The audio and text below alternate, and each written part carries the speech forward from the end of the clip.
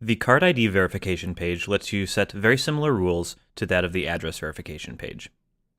You can set per processor rules, separate rules for US and non-US transactions. You can see a history, and as with the address verification, these settings will only apply to e-commerce and Moto transactions. The big difference comes from the options.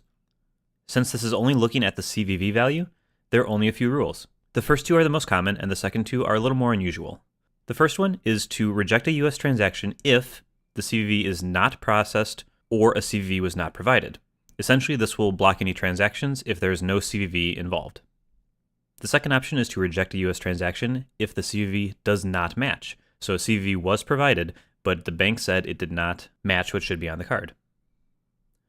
Beyond that, the other two say the CVV should be on a card but is not indicated, or the issuer is not certified or has not provided an encryption key. These last two are very uncommon and are very unusual to see. It is mostly the other two.